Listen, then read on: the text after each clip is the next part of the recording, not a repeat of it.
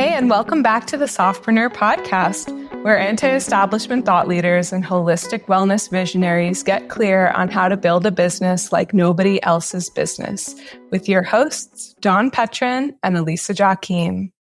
Together, we co-create All Connected Agency. We help the wellness industry's most disruptive thought leaders express their essence louder and prouder to create more profitability and possibility.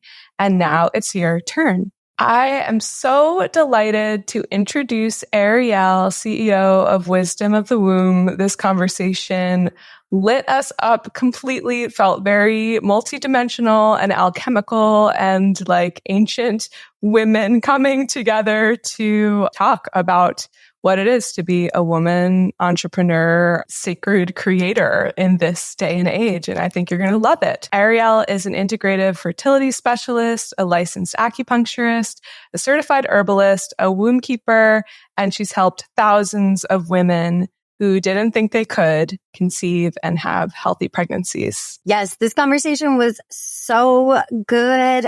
We started off by letting all y'all, geriatric millennials know that it is entirely possible for you to give birth even into your 40s. And then from there, we really went into the energetics of business, especially through the lens of the traditional Chinese medicine system, the air, fire, wood, and ether. I think I got that right. We looked at tall poppy syndrome and how so many of us, women and men, are keeping ourselves small in order to not be rejected. We looked at the maiden, the mother, and the crone, and Ariele's hypothesis, or living into truth of the empress. And that is in between the mother and the crone, a time of sovereignty and self-leadership.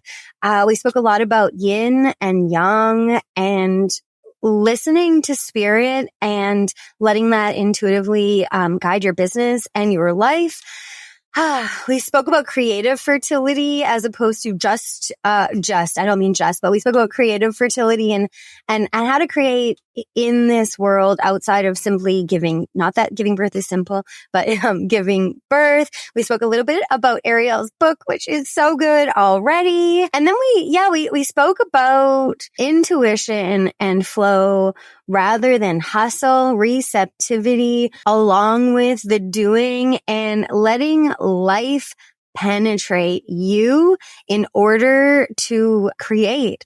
So with that in mind, let's dive in. Can't wait to share this conversation with y'all. Hey everyone, we are here with Ariele, CEO of Wisdom of the Womb. She's a licensed acupuncturist, womb keeper. She is really unlocked nature's answer for modern fertility and has helped so many women conceive, have children. Her story is incredible. And I'm so excited to be in conversation with you. And so to kick things off, as we normally do, I'll just ask you, do you have a spiritual practice? And is there anything you'd like to share with us about it? Sure. Well, thank you so much for having me. I'm so happy to be here. I've been really looking forward to this conversation.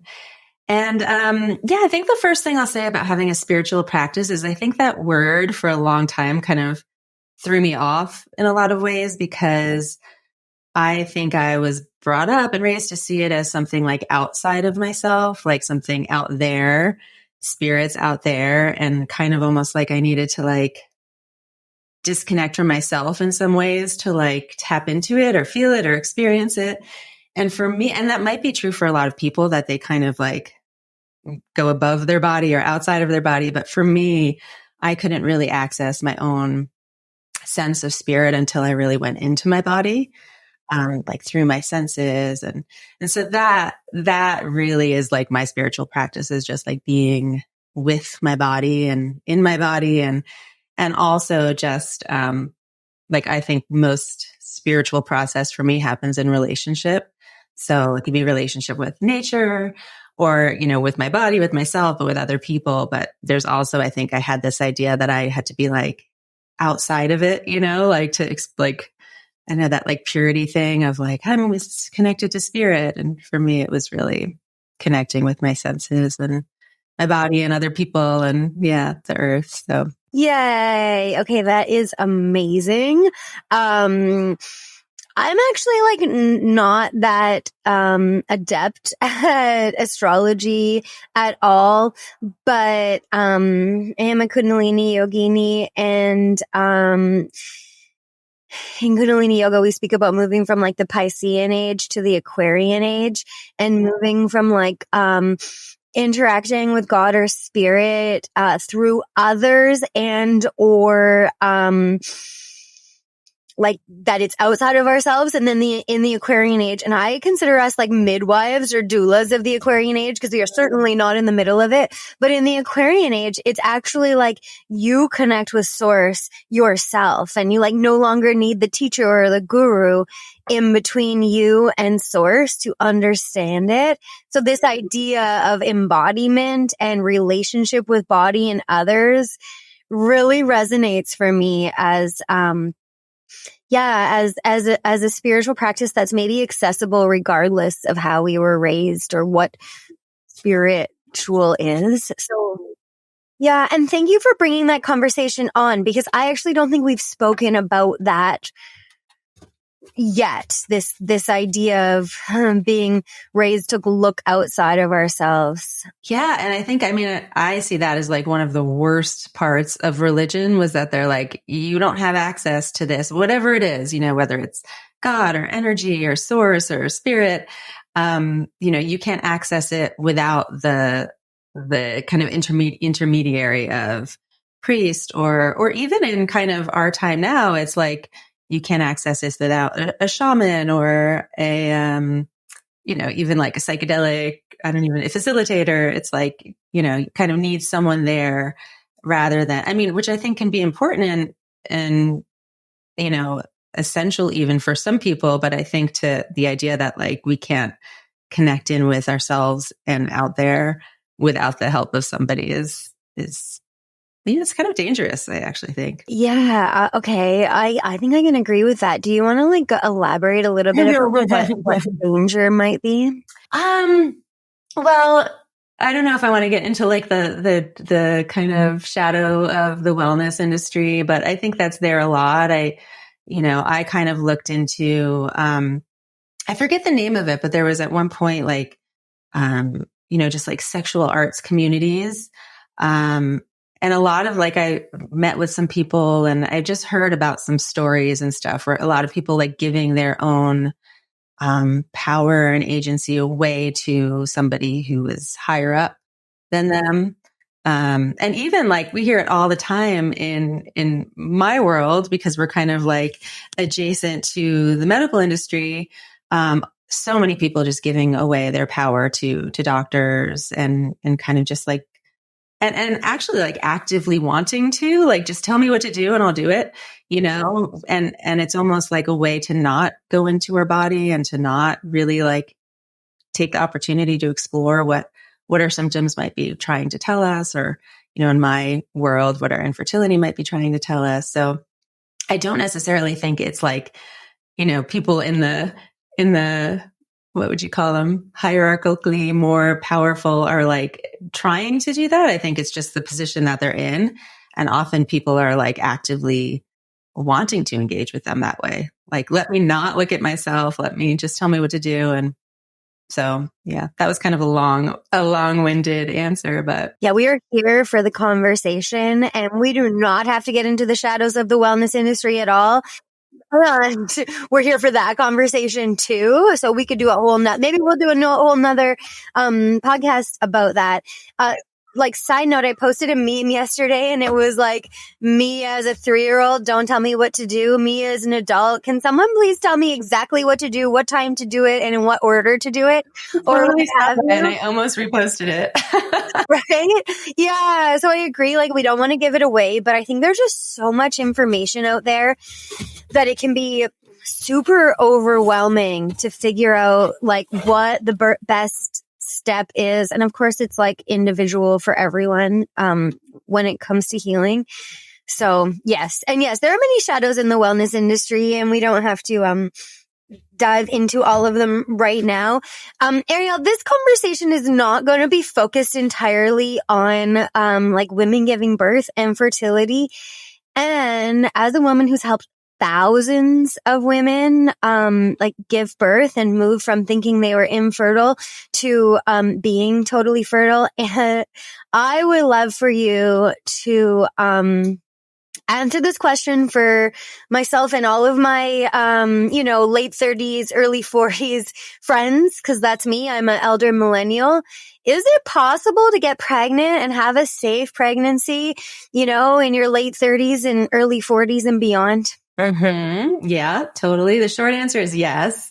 But the longer answer is, it's like, I think a lot of people think their fertility is like on or off. Like it's either like we're fertile and then suddenly we're not fertile. And it really is a continuum, just like our overall health. Like I just see fertility as a reflection of our overall health and well-being and longevity. So if we're, like by the time we're 40, our lifestyle, if it's for 20 years, then like we're burning the candle at both ends and we're not getting good sleep and we're totally stressed, that accumulates over time. So like we can do that when we're in our 20s.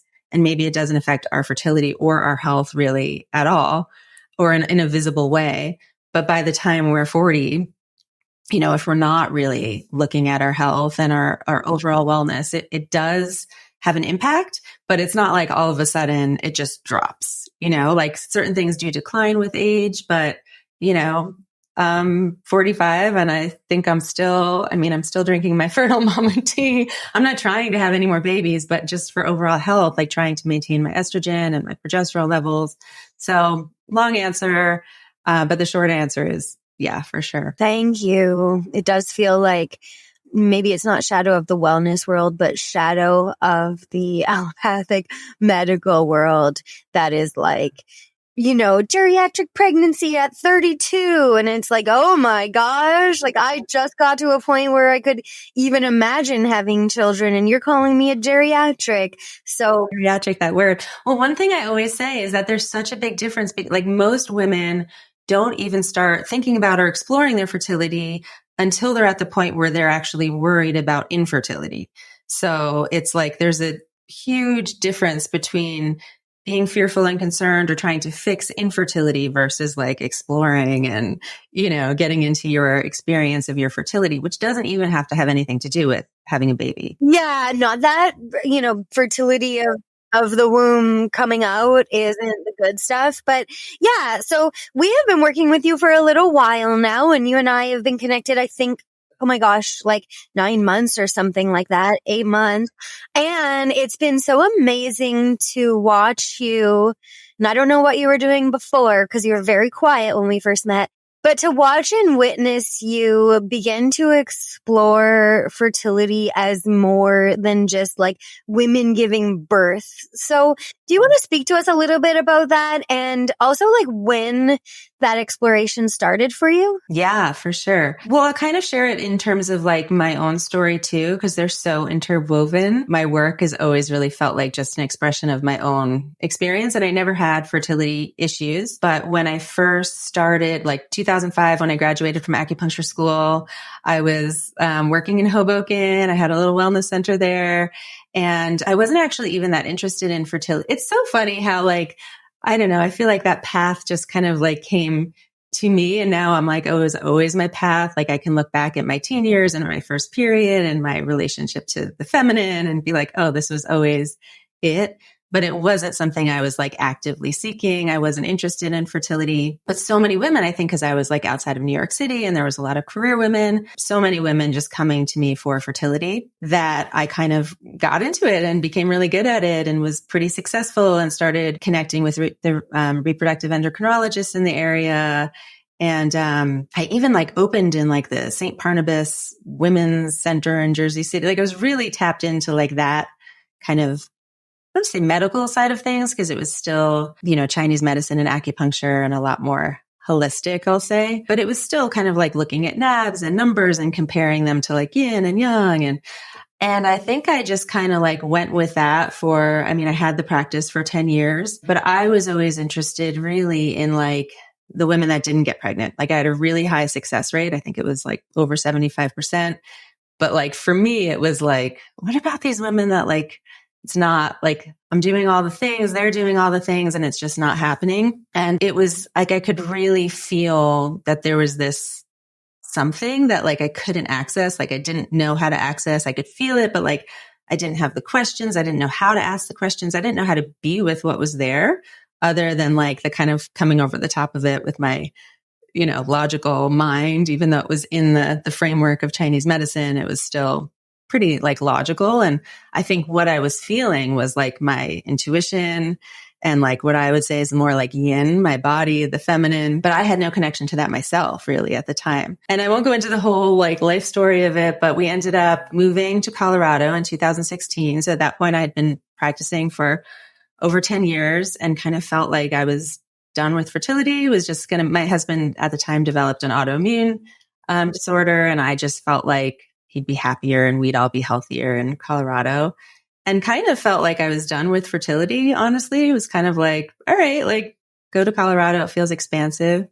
And, I was really being called at that time to like dive into the realm of the feminine. Like I had kind of, I don't know, like what books or like how I had accessed it, but I had like a taste of it through some like workshops I'd done, and just really felt a call to like connect in with the elements and with nature and with the feminine. And I just spent like a few years like reading, like really like reading all the books, and I couldn't help but then see fertility through that lens, through that new kind of framework of the feminine. And so even though I thought I was done with fertility, kind of like created Wisdom of the Womb, which was really like less about like, what are your hormone levels and, what's going on in your brain and your hypothalamic pituitary axis, and a lot more like, what are the energies that you're not experiencing, and really looking at like the past 4,000 years, how like this element, this aspect of yin has been like so just like gutted from ourselves and our society and the earth. And so, yeah, that probably was, I moved 8 years ago. And so that was really when the shift kind of began. And it's really an ongoing, unfolding, deepening journey for me. So, yeah. So amazing. And it's so interesting because I feel like the shift in the wellness space too, like over this time has gone from like what you were saying, even about like spiritual practice, from I feel like when a lot of us were exploring these things when like wellness had its first boom. I won't give it a date right now, but it was a lot about like, oh, there's a healer and they're here to show me, they're going to heal me. First of all, they're going to like, and a lot of like seeking outside authority or asking somebody else how to do it. And maybe that's also like when you're sort of starting to walk that kind of path toward wellness, you want, or like a lot of us want or need like somebody who's already walked it before to like open some doors until you get to a point where you feel like more able to, open the doors yourself. Or the deeper invitation is like, oh, how do I like take more ownership of this? Or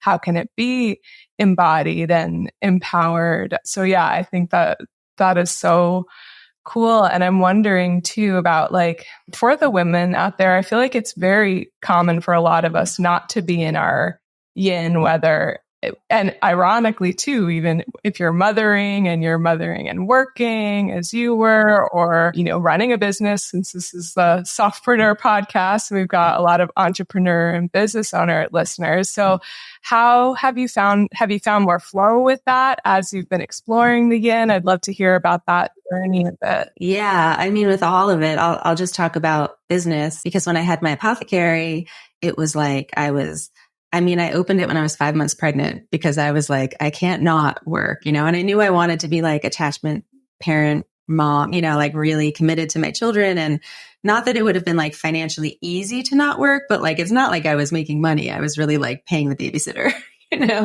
at that point. But I think because my parents had gotten divorced and because my mom was really struggling at one point, after that, I always was like, okay, I'm not going to, not have this career. But so that was always I always felt like I was trying to be like 100% mom and also have this wellness center. Like, I don't know who I thought I was, but I was like, yeah, I'm 5 months pregnant. Let me open a wellness center instead of just like have a practice. But really it was like, I was constantly feeling like I wasn't doing enough. I think that's something when you know you're not in your yin is when you're like constantly just feeling like nothing you do is enough. Like I look back and I'm like, holy shit, like doing so much. And it like never felt like enough. So I think that is like a huge thing is that when I started Wisdom of the Womb, it felt really like, I don't know, just like descending into like, I'm just going to trust this. And it became so much more than I could have envisioned. Like I wasn't interested in being on social media. I had never had an e-commerce site. Like it wasn't something I like intended to do, but it was again, like the path just unfolded. Like I met my neighbor who had a fulfillment and distribution place and we partnered. And so a lot of it was like, I'm not going to try to do everything myself and try to be 100% at everything. It was kind of like, I'm just going to do what I could do, show up and be me. So yeah, like now I have a lot more trust in like that it will just go the way it needs to go and I can't force anything. And I think because I started it with that, like it felt like, I was writing about this, but it felt like yin being like penetrated by yang. And it was like this spark of life that just created this thing that like I wasn't intending. It was like, okay, like I can't like will this or like control this. It's almost like I see the business as the way I would see a patient, which is like, it's just how is the energy moving and where are there blocks and how can I, almost like I'm not using an acupuncture needle, but I might be using just something else to unblock, so that it can be I kind of see it as like its own living, breathing thing. And I just have to like support its wholeness rather than like will it, which is I think what I was trying to do before. Okay. Wow. There was so much depth and so many interesting points in this. And I want to say, so one of the things we're doing with Ariele is just helping her. We're doulaing a book for her. And it was funny. I love that you guys are my book doulas. Yeah. We have a big background on you, right? Like, and we don't have time to get into it all in this pod, but you guys need to get that book when it's ready. And the one thing that really like sparked for me as I was first reading your words a couple of months ago, actually, was something that you also brought up here. Like you were like, I don't know, like I didn't mean to come into fertility, but when I look back, it seems like it was always the path. And a thing that I feel like you do so well, and maybe you didn't always do it, but I think if we look back, we can see that like even in your like go, young time, you were doing that, is like listening to the call of spirit and sort of like doing what it tells you and then letting it evolve for you. Does that sound? It's just when you were talking about that and you said, maybe I've always listened to spirit. I definitely was like kind of, I never use this word, but that's the only word I have for it, is like a little psychic as a kid. So like I always had a deep connection to spirit. It was just like, I would just know things like, and I felt like I could will, like it was weird. Like we used to go to this thing where there'd be like a raffle ticket and you could win the ticket. And I would always like pick the ticket and be like, this is going to be the winner. And once like my brother had a ticket on his seat and I was like, his is the winner. And I switched it and won. So it was like just little things like that was kind of like, whoa, I don't know what that is. So I always felt like I had a deep connection to spirit, or like I would like know what people were thinking, but then it kind of got like freaked out of me a little bit. Like I think my parents were like, what? Like that's freaky. And I think it scared me a little bit. So I just like shut it down. But I think I always there was a sense of like just knowing what the right next thing was. Like I always had that, like a real trust of like, all right, I'll know what I should do. Or like, even like, I didn't know where I wanted to go for my junior year abroad. And I was like, I liked the name of Adelaide. So I went, it was just like little things like that like maybe everyone has that, or you just like make it up and then you make it work. But I always felt like it was like spirit. I don't know. I always felt like that connection of like being guided somehow.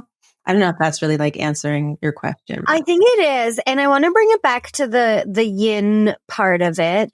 And I do think it's probably, so I want to preface this by saying, I'm not saying being in your yang doing is not listening to spirit. But do you think that, I mean, as I speak, it feels so obvious, but do you think that receptive state of yin might be a place for where both women and men can receive more of these messages intuitively from themselves or spirit? Yeah, I mean, so I have a deep respect for yang energy. I'm an Aries. I have a lot of yang energy. So that's kind of like my more natural state.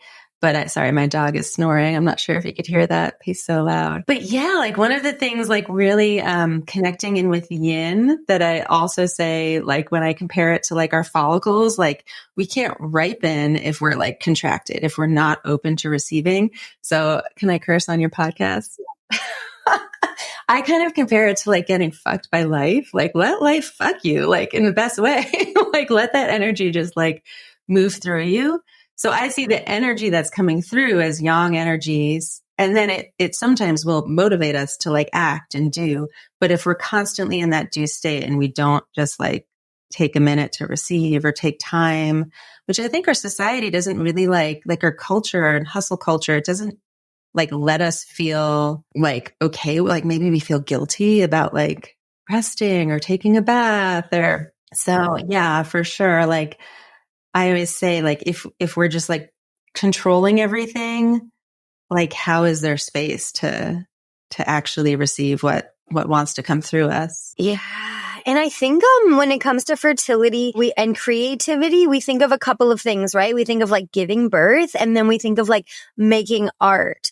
And in my life, and I am an artist, I'm a poet, and I haven't written poetry in a long time, but in my life, I've come to realize that like my creative fertility is actually around creating situations, and that like business can be that way, and that we can approach business as softpreneurs or women or whatever, people in our feminine as, like as a creative space to, like mold the ethers into something solid. And this is again what I feel like I got a twinge of when I was reading the first part of your book, speaking about your story and your businesses.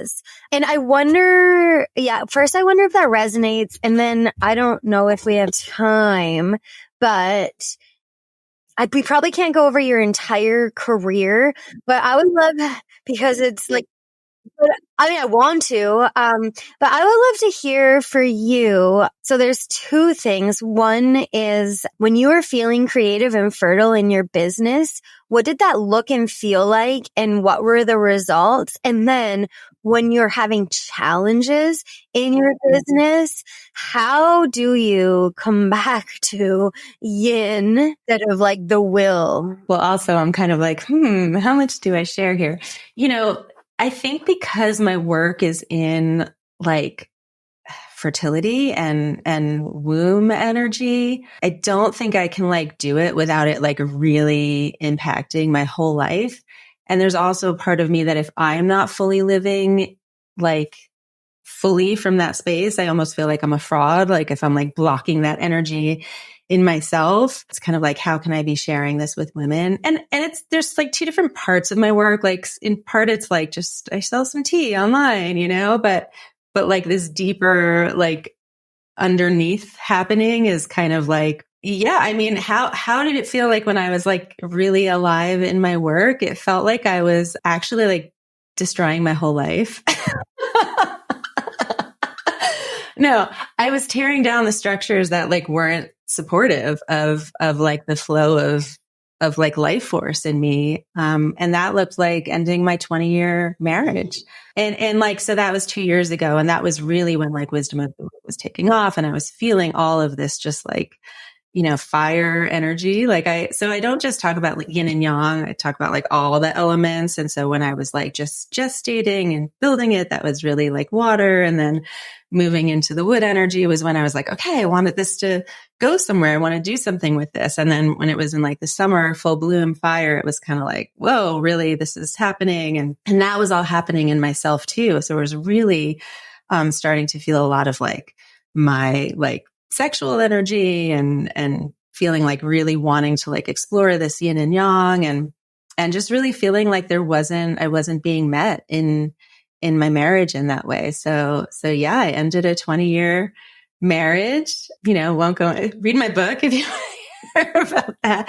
But how I feel like when it's, sometimes like right now I'm having a like difficult time in the business that I won't go into that much. But yeah, I really have this feeling like the feminine, like is my partner, spirit and not even just the feminine, because now I'm really seeing it as more like for a while it was the feminine. And now it feels so much more like the relationship between feminine and masculine and yin and yang, and like the creation that can come when those two are in right relationship. So I really trust that like that is my partner, and that there's like, something that wants to come through me. And so even when things are difficult or I have to like just deal with like, real shit that we have to deal with, it's kind of like I surrender to it, which I don't know if I would have been able to do that even 5 years ago.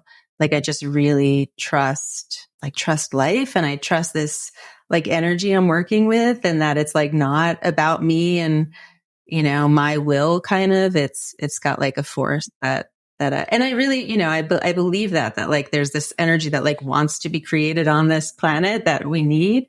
And in some ways, like, I don't even know how I'm doing that yet, but I feel like it's a part of that wants to come through me. And yeah, so just kind of a lot of surrender, but also like stuff doesn't necessarily like move as quickly when I'm in that place. Like things were just kind of like, all right, this is where it is, and not a lot is happening. And like that is hard for me because I like for things to be happening like all the time. But it's just like, okay, I just have to like let go and trust it. I love that so much. And I feel like you're like proofs that you can be a woman in feminine and in your like sensual aliveness, and like succeed or use that as like an engine in your business. And I feel like that's like a secret thing that a lot of maybe women and women entrepreneurs or women who are working all the time, it's like there might be a way in which sexual energy gets kind of tamped down, or like, or all of the energy gets put into work, and then like women don't really feel their like sexual life force. I don't know if you see that a lot with the women that you've worked with, but I love witnessing in you how it's like that can be alive. And I feel like one of the definitions of softpreneur, or like this kind of entrepreneurship, is like is really like walking your talk or taking your medicine as like part and like almost like a bread and butter aspect of business growth. There's no separation between you and the medicine you offer and how you show up. Yeah, I love that. Yeah, I think there's a lot of like, I don't know if it's shame or just, stuckness around sexuality. And I think that like, we don't even have to talk about sexuality, but it could just be like sensuality, like just like feeling our senses. Like, I think that's one of the things that is so important. Like, I think it's important for everyone, but I work with women. So that's what and I am a woman. So, but like to like experience our senses in this body, I feel like is like where so much of our magic is and so much of our power is. And so to just be like, I'm just going to be from my mental, which I get. I feel like we had to, that's how we had to function in so many industries to like prove ourselves, is to be like, I can be just as like intelligent and intellectually, whatever the word is, mental, like in my mental consciousness as a man. And rather than, really honoring what is special about us is that we do feel, and that's not like that's not something that is going to be negative or a disadvantage for us as we run our businesses or do our work. It's actually like a superpower. So I think it's in some ways it's like, there's different waves of feminism. And I think we're like coming out of that wave of feminism that was like, I can succeed in a man's world as well as any man. And it's like, well, that like, how's that going? Right. Like, okay. Or maybe we can like begin to really value what is special about us and, come from that place. Cause I think it's needed. I really do. And I think like, obviously it's needed. I think we could all agree that. We need that. And I kind of like, in some ways it's like, okay, I was working with fertility. Like, how could I not tap into the feminine? But I think it's important in whatever you're doing. Like Dawn, you're talking about doing it from your places, marketing and business. And so, whether you're an architect or a doctor, it doesn't matter. I think if we can like really connect in with all of our senses, Yeah. And surrender to the creation that's coming through. Where I first felt that was when I was owning the yoga studio and had no idea how to do any of it. And so it was like, okay, you are a being and I am here to support you being, you're a being of a community. And I think, a lot of our listeners are in this like wellness world and they're wellness entrepreneurs. And I think what we want to do, to borrow from Kelly, is like open a permission field for sensuality and connection to obviously spirit, because we talk about that a lot, but connection to intuition and the creative force to be a way for women and men to build, let's call it business, but like build this exchange of value and growth into like living abundantly, all of us, and I think we get real stuck in like the logic or like, how do I launch this? Do I do it Jeff Walker style? Or do you know what I mean? Like, should I follow this templatized launch? Or should I like go with my gut? And, this is what I really feel. And I feel like, I don't know, I feel like this is coming through. Like there, more and more women like you are rising up. Other women who did it the other way are like, oh, I can't do this anymore. I have to experiment and be in my body. And we interviewed our friend who too, Jenny, last week. And she's really like, man, I pushed so hard being the A student. Like I had a therapy practice and then I went online and I was A studenting. I was doing everything everyone told me. And she's been successful for years. And now she's like, boy, I just want to do this in a way that feels true to me from my creative impulse, really. And I think that we can. Like, I really, this is a belief that I have and that I've experienced in All Connected and in other businesses, which is like when you trust, there are shaky times, but generally it's like the thing comes through right before you're about to give up. And if you had given up, you wouldn't, and I feel like that give up comes from logic because you're like, oh, nobody's done this before. And like, I've been doing, yawning. And it's almost like there's this like break that happens where you, like Lacey from To Be Magnetic talks about it as like the rock bottom. And when you hit rock bottom, sometimes you pause and then shit starts happening again. And I think like if we could give women and men the chance to pause prior to hitting rock bottom and like listen, then we might all be able to, I really want to like, I know we teach the like holistic business method, but I kind of want to let go of business and start talking about like exchange of value with each other. And I think there's such a beautiful way that we can be creating a world where we are all receiving so much bounty in exchange for sharing our creativity. Yeah. I mean, I was just thinking about the pause and it's like, I think unfortunately, I love that. And I think unfortunately it's like, it's set up so that so many people are just like hustling and have to in order to like, get live through their next paycheck. And it's almost like the system is like set up so that like, we don't have time to just be like, let me just sit with like, what do I want?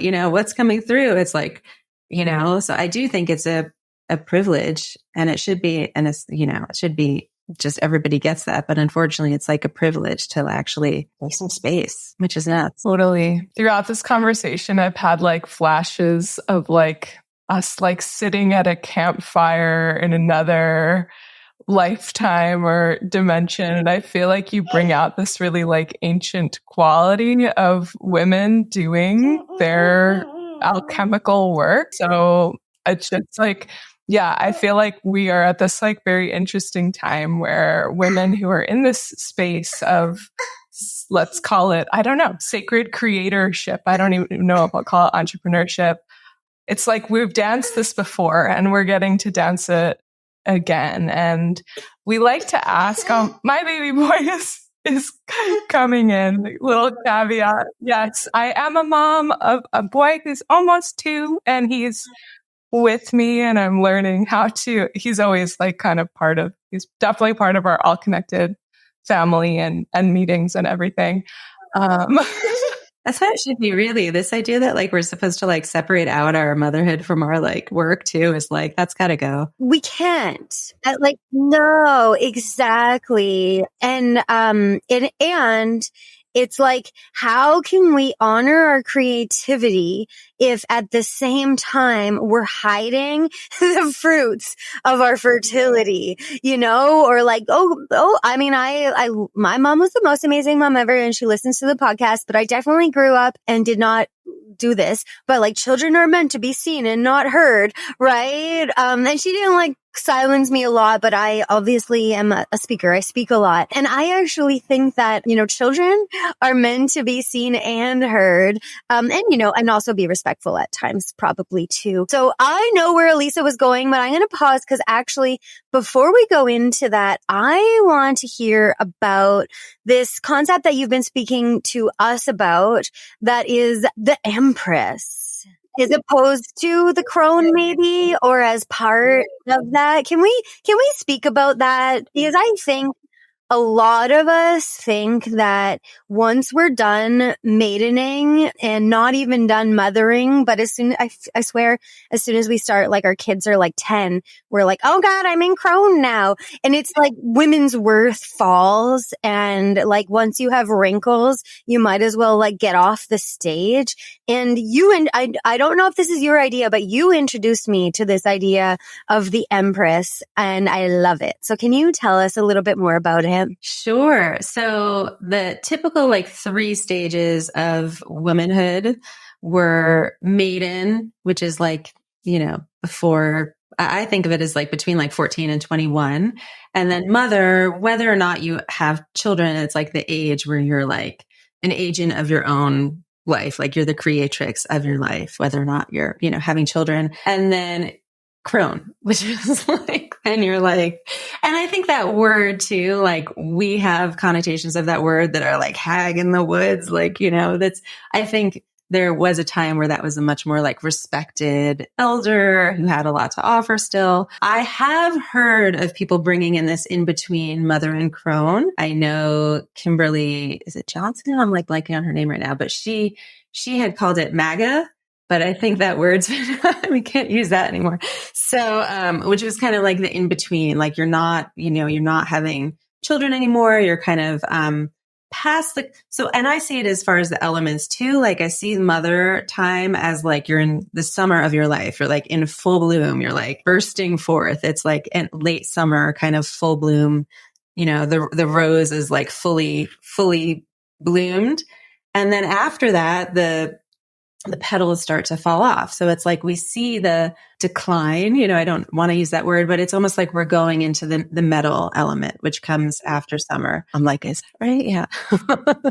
So, I'm like, what part do I go into this with? But I see the empress as the time. I'm calling it the empress because I feel like there's like a sovereignty to it. Like I'm no longer giving so much of my energy away. Like motherhood, it's your full bloom, but you're so ripe and you're often like giving that, like giving. And also it's like whether or not we have children, we still end up during that time often giving a lot of our energy away. And so there's this shift to what I'm calling the empress. It's kind of like a real, kind of ownership of like your preciousness. Like the metal time is all about like our remembering our preciousness. And that often does come from loss. Like I see it as kind of like the blood phase of our cycle when we might be bleeding, or it's like, what are we letting go of in order to move into this next thing? And there does come a lot of grief with that. Like we can grieve the youth we once had, or the beauty, the like version of beauty that we had in maiden or mother. But we recognize that kind of with everything that we're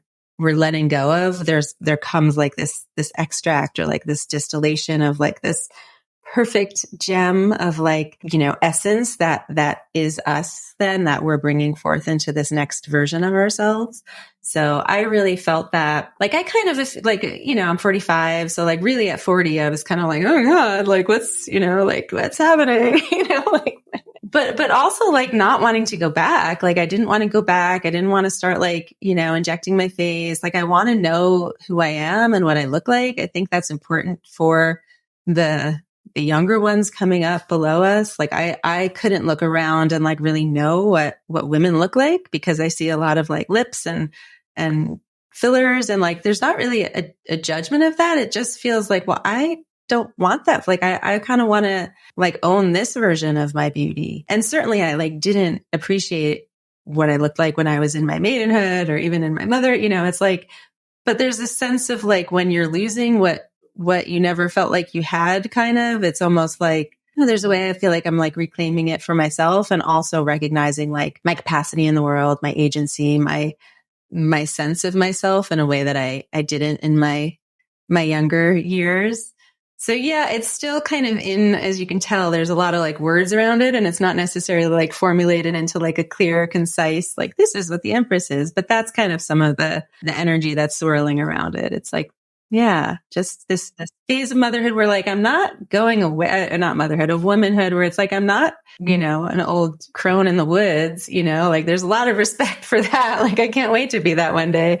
But like, I still feel very like alive and like creative. It's just a different sense of the word creativity. When I turned 40, I was freaking out. So I'm 41 now, and I'm dating a dude who's younger than me. So I think that was part of it. And then also when I was growing up, and I mean literally like in my 20s and 30s, I was often the youngest in the room, and then all of a sudden I was becoming the oldest in the room. And then like 2 weeks after I turned 40, I like landed, and I was like, this is just who I am. And if y'all don't like it, meh, you can F off.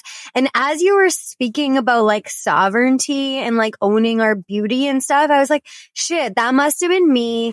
Not that I'm like done with my mother and giving, and I don't think you necessarily need to, because grandmothers are also doing that, right?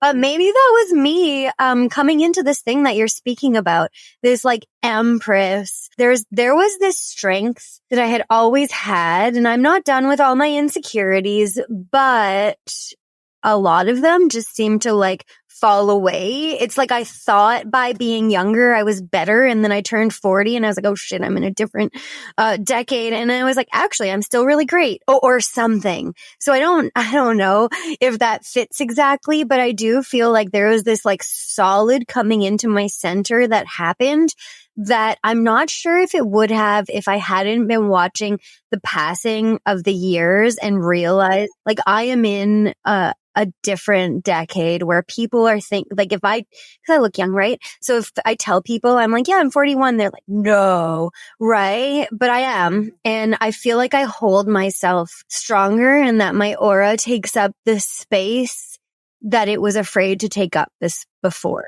I love that so much. And I feel like, Ariele, something you've been writing about that's been really moving to me and is moving in this conversation that we're all speaking about is this like idea of like when we're younger in our maidenhood, we don't or really can't fully like often own the beauty that we are. And that's probably a lot to have or possess or radiate. That's probably a lot to do with our society, right? Like a lot of ways where it doesn't maybe fully safe to like own beauty all the time, and even it's not just like women. Like I feel like I'm going to be physically threatened, but even like women with the sister wound are not feeling safe to like fully shine, or the mother wound. I don't want to eclipse other women. Don and I talk about like tall poppy syndrome. I just heard that. I just met a Kiwi, and it was like he was telling me about tall poppy syndrome, and it was like, oh, I've never heard that. Yeah.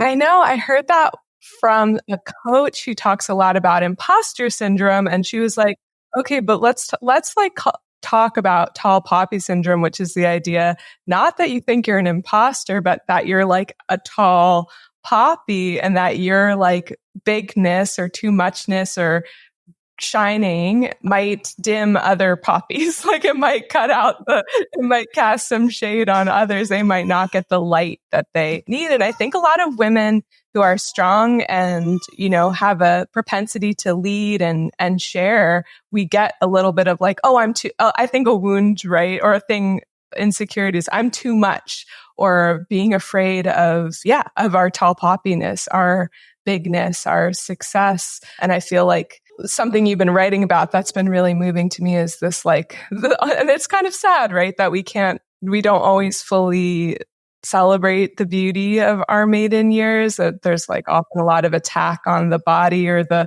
little imperfections, but like coming into harmony with that whenever and wherever we do. So is there anything you'd like to share on that with our listeners? Yeah. I mean, there's so many things that you said that I'm like, ooh, I could, but I think one of the, what's the word? Like the distinct like flavors of maidenhood is that, I think it's such a powerful time, but one of the things about it is that you can't really feel your own power in it. Like you're not really supposed to yet because you're just coming up. You're like, just developing, like everything is new. It's not like you've really like landed in this new body. And that as soon as you like start to feel maybe like to recognize how like amazing you are, beautiful you are, it's almost like the time has passed. And I think a lot of women get stuck in that transition.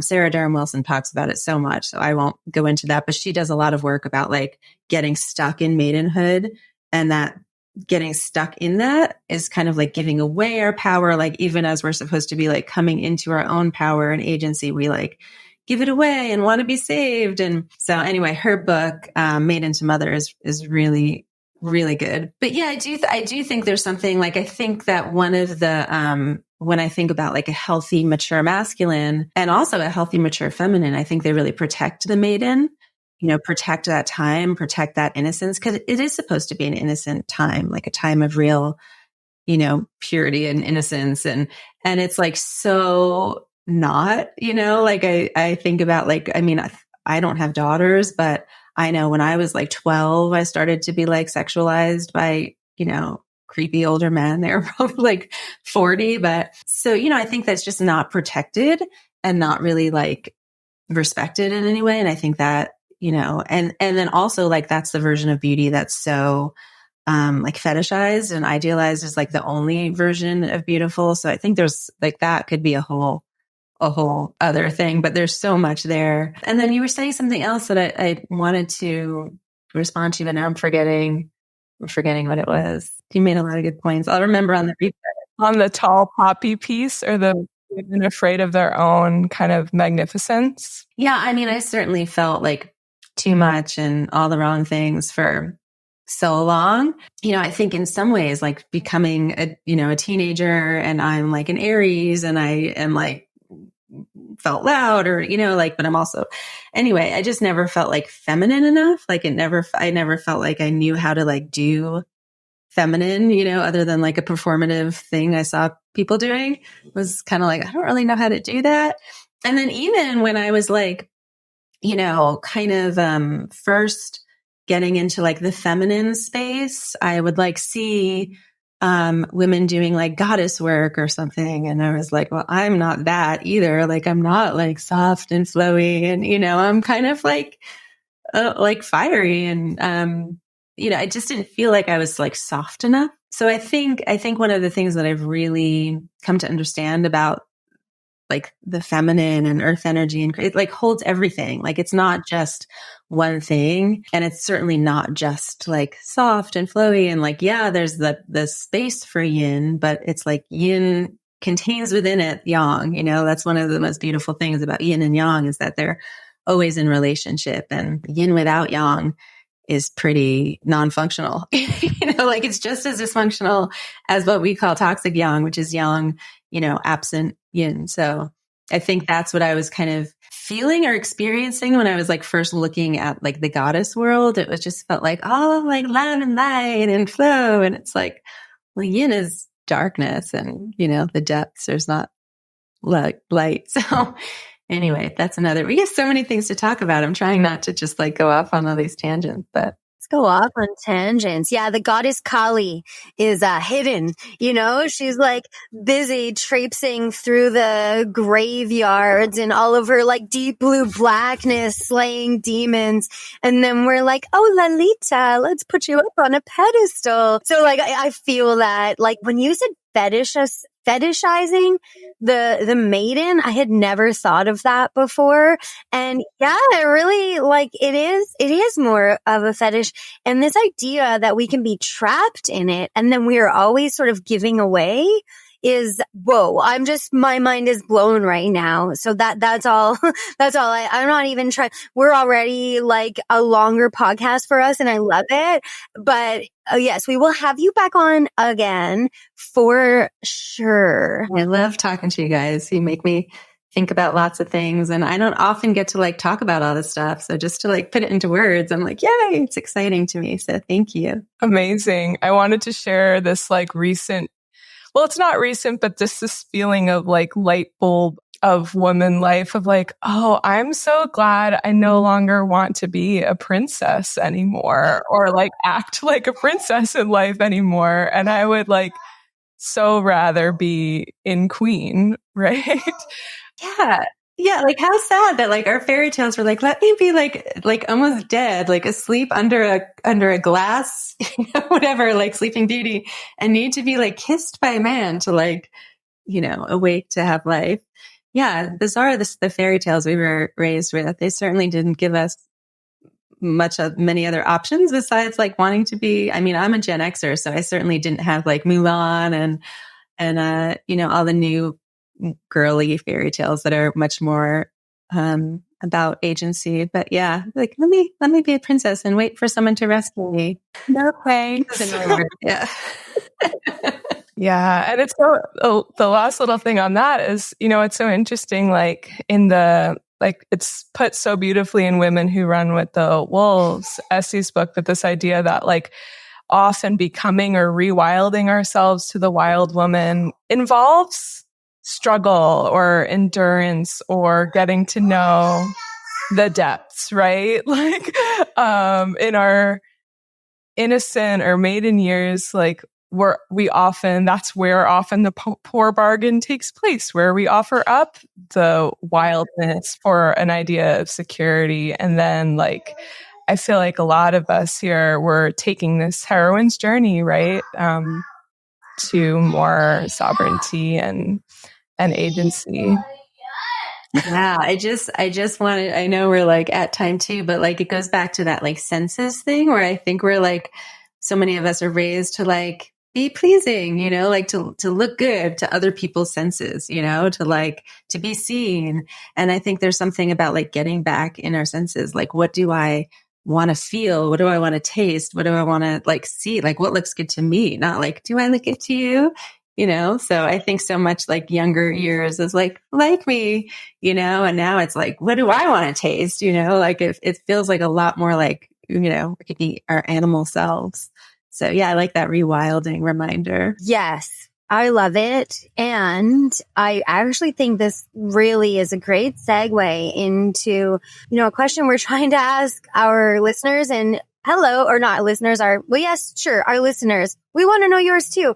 But the people who are on our podcast, our guests, what is your vision for the collective?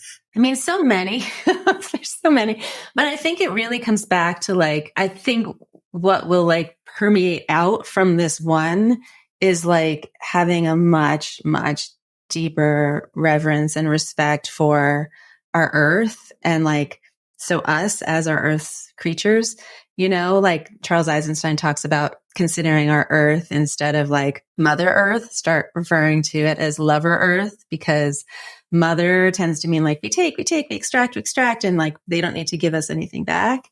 And lover, it feels like just a lot more like a reciprocal relationship. And I think we need to do a lot more giving back to the planet and just like really honoring and respecting like how much she's giving. And I think that if we really have a sense of like how much we're consuming and taking, and I think and I like to think that once we like feel that earth energy in us, how it lives in us, we'll just like respect and love each other a lot more and have a lot more compassion and care for one another and not be so divided. Yeah, there's a lot that comes from that like I think would reverberate out. But I think if we're like living on depleted soil, like we're all just living in scarcity. So yeah, bringing abundance back to our earth and hopefully to ourselves while we do it. Ooh, speaking my language, my love. Thank you. I'm like, oh, okay, let's just start talking about let's pause and start the next one. Regenerative farming, anybody? That's it. That's everything. Zach Bush, come on the pod. I know. Oh my God.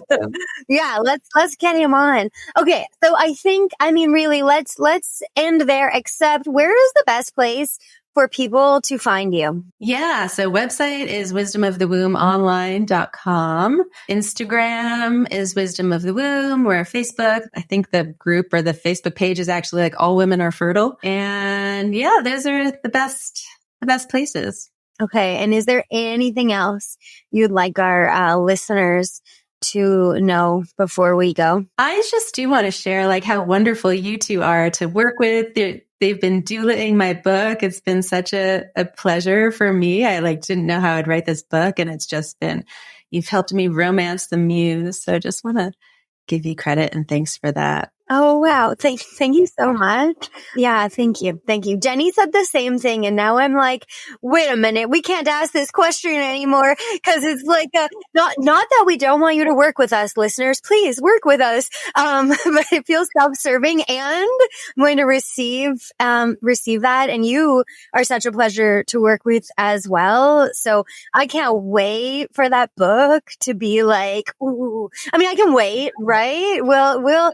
We're going to rest into it as the rest of it comes out. But yes, those of us who are listening, I don't think there's a wait list for this book yet, but as soon as there is, you need to get on it because it's like, Ariele, I don't think you know this, but like, I swear every paragraph is like a loving punch in the gut as far as like how like visceral and like transformative it is. So yeah, just so you know, like I know you're a creative force just from the pages that I've read so far. And I